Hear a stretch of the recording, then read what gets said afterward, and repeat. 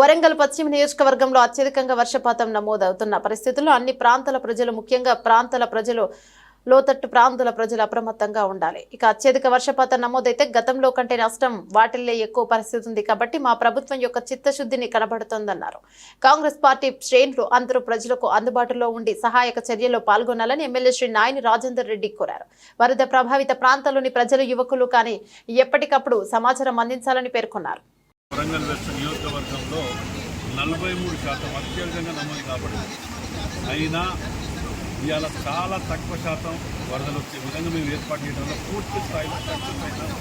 ఇంకొక 3-4 కాలనీలు ఉన్నాయి, వాటికి కూడా శాంక్షన్ అయ్యి కొబ్బరికాయ కొట్టి ప్రారంభించిన సందర్భాలు ఉన్నాయి. కానీ నయీంనగర్ బ్రిడ్జ్ క్లోజ్ చేయడం వల్ల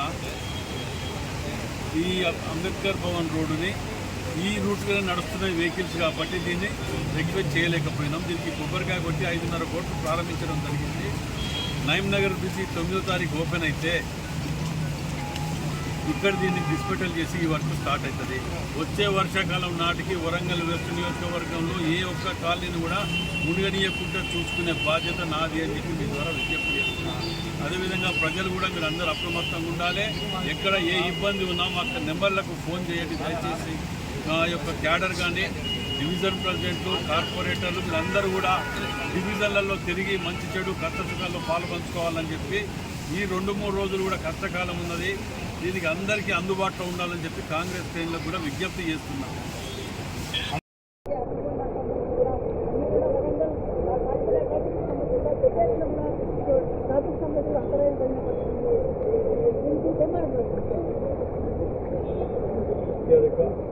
వర్షం నమోదైంది.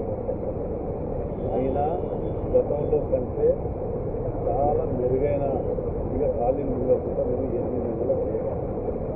ఈ మిగతా వాటిని కూడా వచ్చే వర్షాకాలం నాటికి వల్ల ప్రణాళిక రూపొందించడం, శంకుస్థాపన చేసి కొబ్బరికాయ కూడా కొబ్బరి తగ్గింది. నయీంనగర్ క్లోజ్ చేస్తాం కాబట్టి దీన్ని ఓపెన్ చేసి పెట్టినాం. 2 వరకు రిటర్న్ స్టార్ట్ చేస్తే ట్రాఫిక్ ఇబ్బంది అవుతుంది.